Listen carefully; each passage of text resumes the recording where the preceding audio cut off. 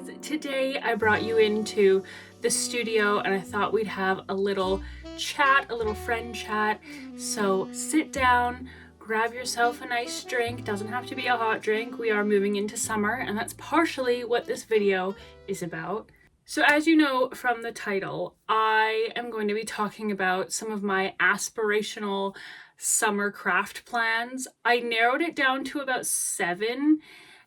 There were so many things I wanted to do this summer, but I also know that I have to be realistic with like my time and my life. So I tried to narrow it down. I'm not saying I'm definitely going to get to all of these, but these are definitely things I would like to get to this summer. I really struggle in the summer. I am not a summer girl. I don't love summer. I don't really agree with the heat. I'm on a ton of different medication. Almost every single one of them disagrees with heat.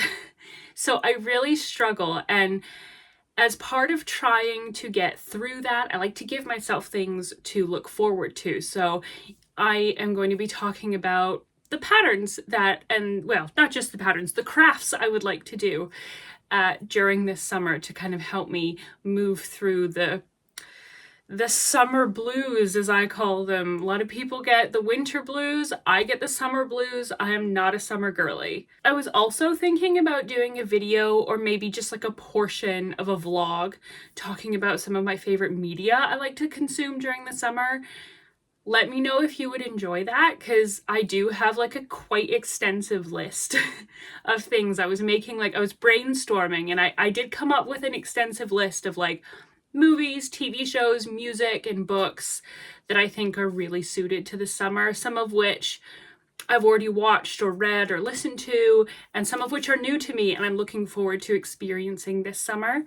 But yeah, I just generally struggle in the summertime, so I thought, let's make a few videos to try and pump us up, give us something to look forward to, because yeah, the summer is not, it's not my thing.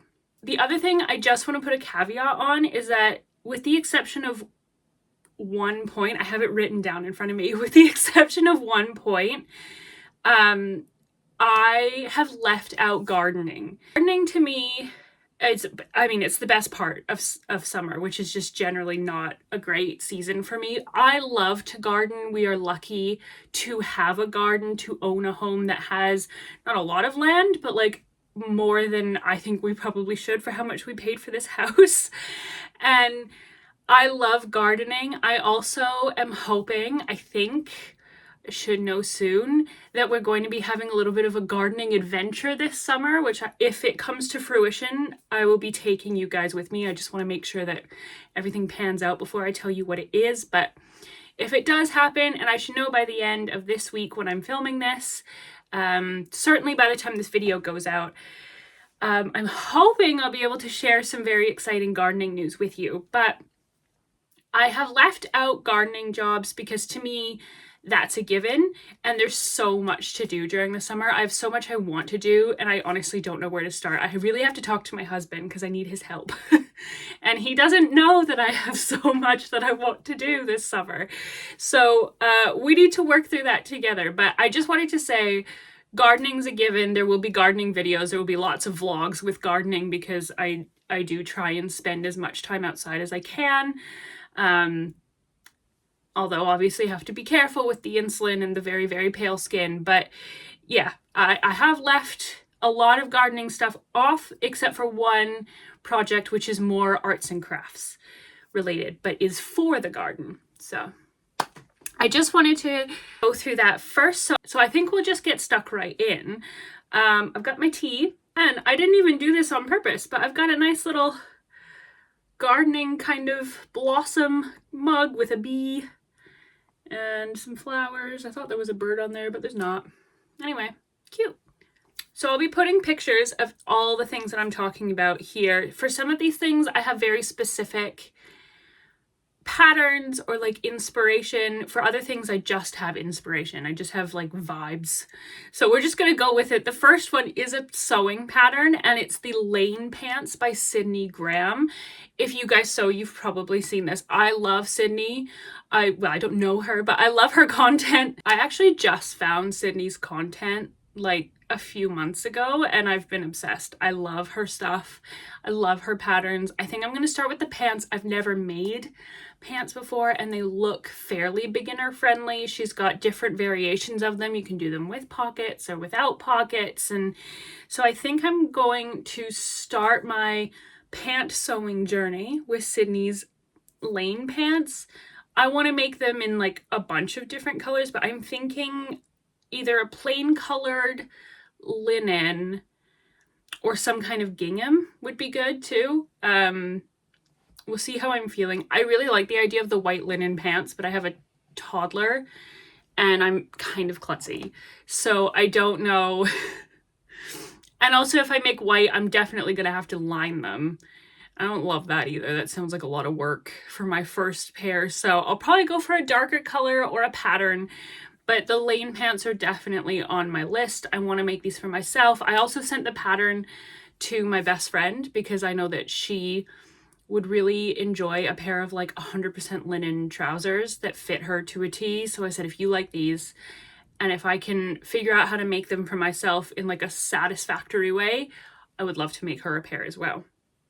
So that's the first pattern. The second pattern on my list is the Shoreline Shift by Camden Naughton. This I've also seen everywhere and it just looks like such a nice summer staple. Such an easy, breezy dress, something that doesn't take a lot of construction. As you guys may or may not know, I love to sew, but it's been a long time since I've had the proper time to sew, and I mostly make quilts and bags. Like that's my comfort zone when it comes to sewing. I don't make a lot of clothes. I also don't have an overlocker, so I have to, and I know there are ways to make clothes without an overlocker, but especially if I'm going to be working with linen, which tends to fray and come apart, I need to do some investigation into how to properly do those seams, even if it is by hand. So these are all patterns that I think are basically beginner friendly because I'm not totally comfortable sewing clothes yet. So I think the shift dress, because it is a shift, so it just kind of drops down. It's very flowy. I think it's gonna be really comfortable. I've got lots of fabric that I think will do for the shift dress. So yeah, that's on my list as well, and it just looks so cute. It looks so cute. Everybody I've seen that has made this pattern on social media, it looks amazing on everyone. So that's it. And then I think the last one, yeah, this is my third pattern is the last one for sewing garments. And those are the bow boxer shorts by Matchy Matchy Sewing. I think boxer shorts are really cute. I want them in like an organic material, and because they're quite trendy at the moment, that's really hard to find. And really, when I do find them, quite out of my budget.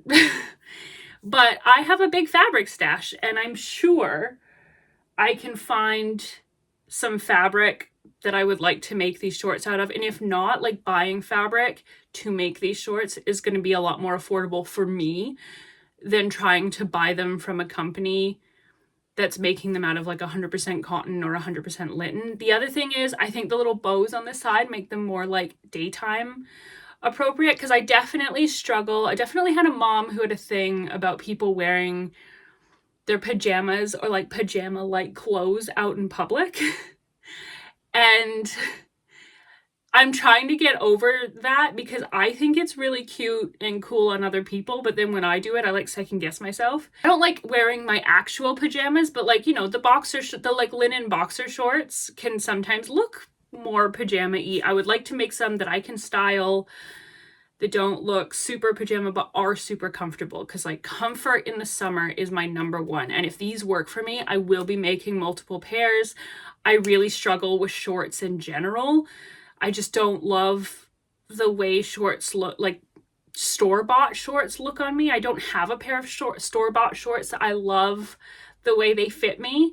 So I'm hoping to find a pattern that suits my body and that I can make for me that makes me feel good. These look like a good starting point. I've seen Elizabeth Ann Can Stitch, or I think her channel is just called Elizabeth Ann Can.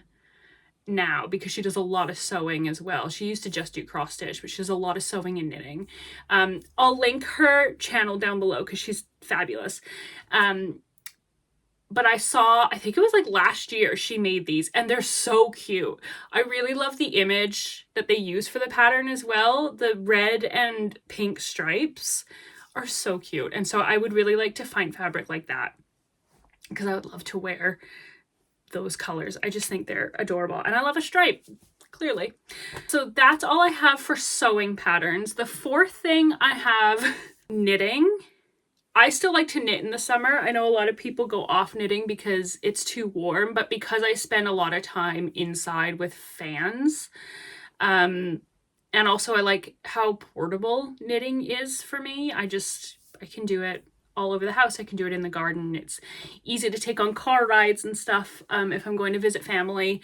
So I always have a knitting project on the go. Now, usually during the summer, I stick to socks because they're really small, but I have become completely obsessed with Ozetta patterns. So I went through their patterns to look for one to tell you guys about in this video, and I couldn't decide. I narrowed down 3. I'm not even sure that I'm going to pick one of these 3. I'll be honest. My best friend, the one I talked about with the trousers, she has already knitted some Ozetta patterns and they look amazing. They look incredible. They're her favorite patterns. And I just I love them. So the ones that I wrote down are ones that I've had my eye on for a while.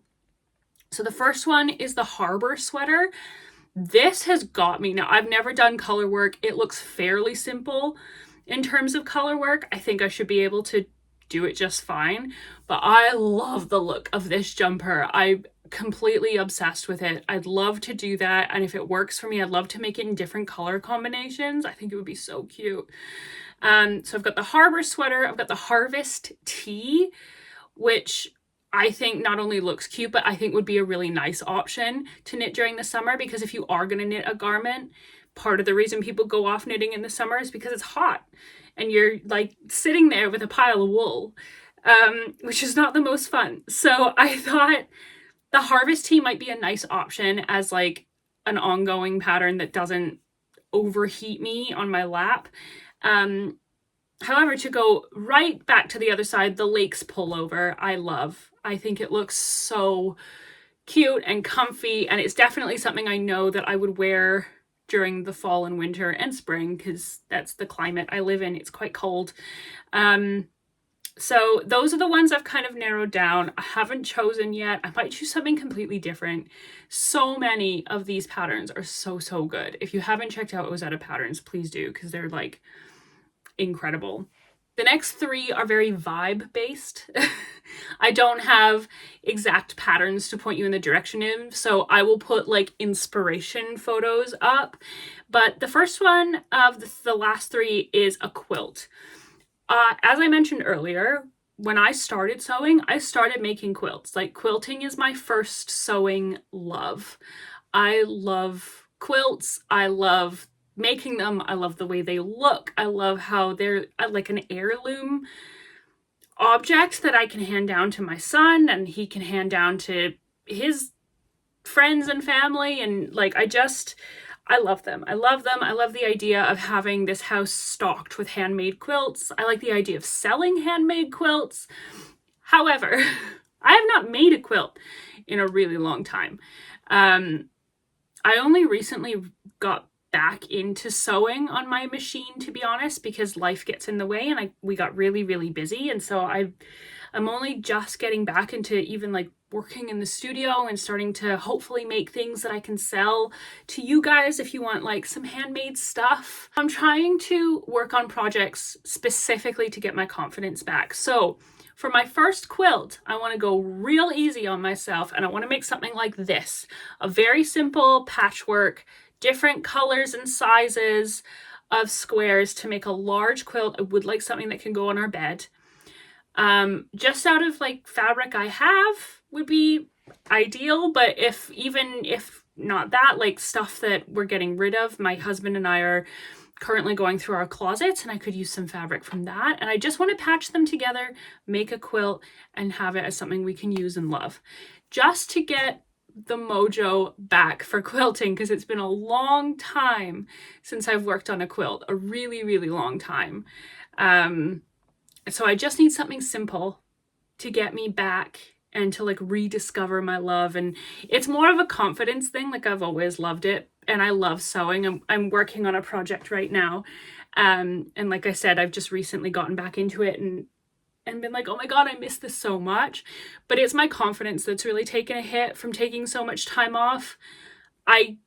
This is a bit of a tangent, but I was talking to my husband about this a little while ago, about how like the longer I spend away from something, even if I'm just away from it because life gets in the way of stuff. And over the past year, life has certainly gotten in the way of my hobbies and things I enjoy. But the longer I spend away from it, the more I convince myself that I can't do it or there's no point. Like, if I go back to it, it's just going to be crappy. No one's going to care. You know, like everybody's going to make fun of me. I don't know who those people are, but because they're certainly not my friends and family. But like, I just convince myself that for whatever reason, I can't or I shouldn't. So I don't. And then I get to a point where like I really miss it and I really want to go back, but I get scared.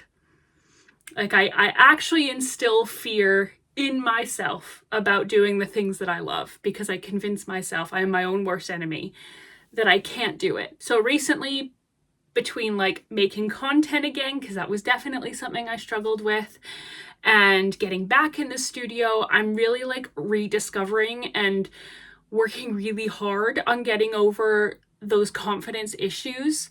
And this is how I think I'm going to do that with quilt, because quilts are huge projects. You know, like they just are. You're making a very large piece of fabric and then you're attaching it. And for this quilt in particular, I do want to hand quilt it. I don't want to machine quilt it, because I think that looks really nice, especially with this kind of like patchwork, cabiny, more handmade look. And that takes a long time. It takes a long time and it's labor intensive, but I do love it. I love putting on a show. I know I do. I've got footage of myself back in 2020 when I started making quilts. There are vlogs that you guys have seen and are still on my channel of me like sitting at the kitchen table in our 1-bedroom flat in Edinburgh, hand quilting my first quilt, which now sits in my son's bedroom. And I love that. But I just have to get over my own fear, my own confidence issues, which are rife within me and within the last year, just because I've had some stuff going on that has kind of killed my confidence. And I'm really working hard on getting past that. So that is the quilt I want to work on at some point very soon. Actually, I think I might start working on it when I'm finished this little project here, which is just a throw pillow that's been like a third of the way done for months. I'm finally finishing it. Oh, okay. This penultimate project is an interesting one and one I've thought about for years. So I'm going to have to insert some footage so that you guys get the idea of what I'm talking about. We have a space, if you want to call it that, in our living room that used to be a fireplace. Many, many moons ago, when this house was originally built in 1960. Now, I don't know how long ago it got covered up. It's very common in the UK to cover up fireplaces, especially older ones. I don't know why. It makes me miserable. I love an old fireplace, even if it doesn't work. I love the look of it. I just think they're great. But this one's been covered up. And because we're not planning on staying in this house, we haven't uncovered it to see what's behind there. If anything, there might just be like a hole for the chimney now. Because there's definitely a chimney, because we can hear raindrops when it rains, but I don't know what's behind there. And like I said, we're not planning on staying here forever. This is not our forever home. At least that's not the plan at the moment. So it's covered by like plywood and this faux well, it is a mantle, but it's just like on the wall with like this space in the middle. Now the space is just beige. The space is just beige, and it's always been beige. And we've since we moved in 5-6 years ago now, we've redone the rest of the living room. Like we put in and you guys have seen it, like it's green. We put in laminate floors. We've done we've done built-in bookshelves. Like, we've redone the space and I love our living room, but I haven't done anything with this square semi-rectangle of wall, because that's what it is. It's just like plywood. It's just wall that's beige. And I've always wanted to paint it. And I have an issue narrowing down exactly what I want to do. I think I want to do some flowers of some kind, because our living room has windows on either side. So it's kind of, we have a long living room. And there's a floor-to-ceiling window on one side and then another window on the other. And on either side are our gardens. So the floor-to-ceiling looks out over our front garden, which right now is a disaster. And the smaller window looks into our back garden. And so I think I want to tie that in and do something kind of florally. I've got some inspiration photos. I really like the artist Nathalie Lette, who's, I believe she's French. She certainly lives in France. I really like her kind of playful, nostalgic, folk arty kind of, but not too folky, because I'm not huge into folk art. But I want to do something like that mixed with like, and I'm not saying that I can paint anything like this person, but like, I've always been a huge Cedric Morris fan. Huge Cedric Morris. I love his paintings. I love the way he does irises. And so I'd like to do something kind of inspired by that. It's very like, between the two of them, there's a lot of color, there's a lot of free movement. It's just beautiful. And I like that. I like it's not abstract, but it's not realism either.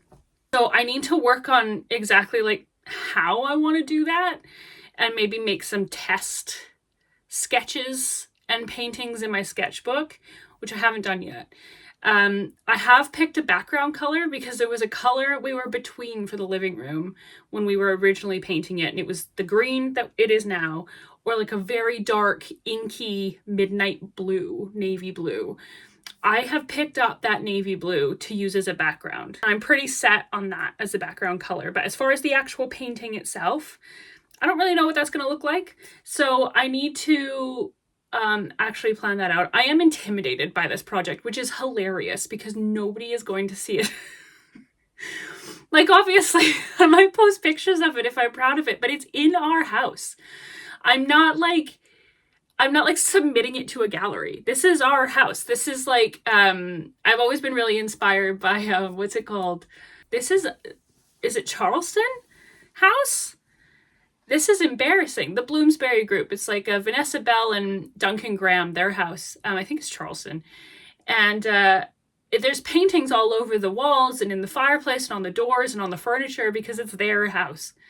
You know, and obviously now that's a museum because they were very famous artists and writers and revolutionaries. But this is just in my house. So I don't know why.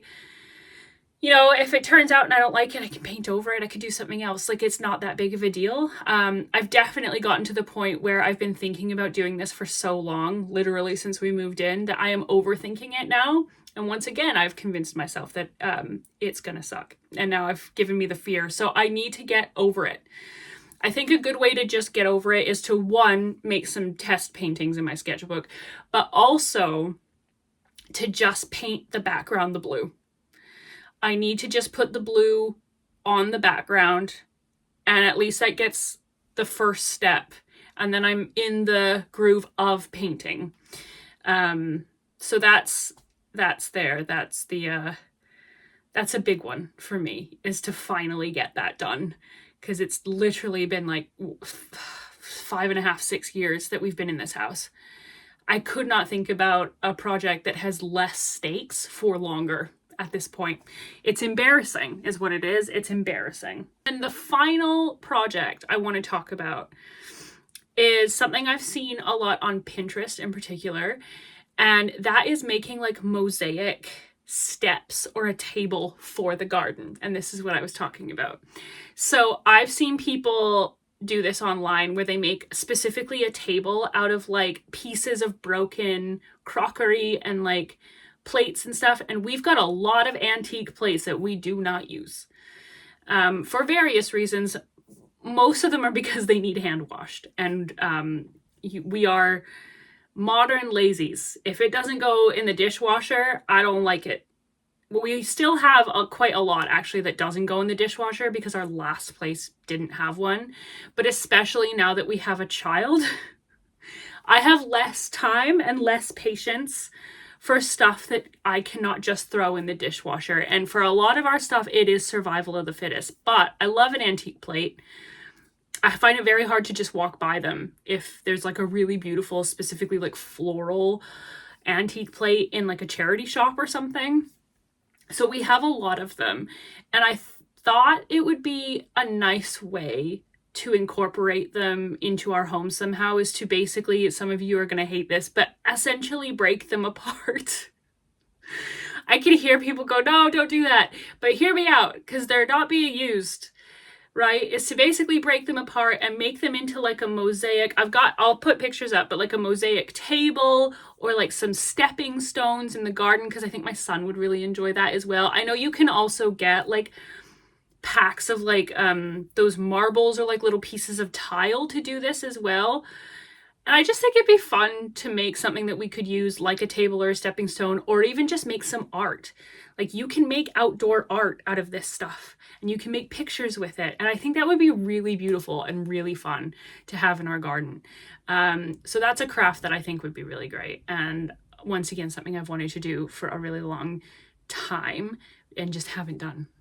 So those are my plans to keep this summer busy and hopefully happy. Most of this stuff, as you can probably tell, can be worked on or is worked on inside. And that's just because other than gardening, I don't tend to spend a lot of time outside in the summer. It is just too hot. And I think a lot of people watching this are probably laughing because I live in Scotland. But first of all, I'm not built for the heat. I am not built for the heat. And I'm the first one to admit that I am an absolute wuss when it comes to heat. I don't like it. My medication definitely doesn't help. But once we get past like 23 degrees, I'm out. I'm checking out. I don't like it. It's too hot. I'm sitting in the shade. I'm sitting in an umbrella. I'm going inside. I'm turning the fans on. I do not like it. I love the sun, but I want the sun to look nice and be sunny, but without the heat, and you can't have both. And frankly, like as climate change happens and global warming happens, Scottish heat waves are not as weak as they used to be. I think we had a couple days a week last summer where it was like consistently 37 degrees. That's insane. I still live in the southern part of Scotland. I'm not in the Highlands, but like I live in a northern country in the countryside where it's known to be cold and rainy, and that's just not really the case much anymore during the summer. It's either hot and sunny or hot and rainy, which is worse. It is worse, and it's very, very humid. I find it very humid here, and that makes it even more worse because, I'm from Vancouver. It can get hot in Vancouver, but it's dry because we're like, well, I don't know why. I don't know anything about the weather, but it's a dry heat. It's not humid. Here, it is humid. It's close. It's sticky. I hate it. So I need things to keep me busy and things that I can do inside or things that I can do outside but sitting down. Because I do just find, as well as just hating the heat, I do just find it very difficult. So these are the things that I have put down that I am looking forward to. I would love to know if you guys have any crafts or things that you're particularly looking forward to doing this summer, even if you are like me and not a summer person. Maybe especially if you're like me and not a summer person. But if you love summer, that's great. I think that's fabulous. I think that's very common. Most people hate winter, and I can get that too, but I just wasn't made for the summer. I just wasn't. I am dreading the heat. Definitely. We've had a couple warm days, not hot days, but we've had a couple warm days already, and it is not for me. Thank you so much for watching this video. All my links are down below, but I am generally Taylor F. Smith Art on most of the platforms that I'm on, trying to be a little bit more consistent with content lately. So hopefully I will see you in another week with another video. And this was great. I had fun. Thanks for chatting with me, guys.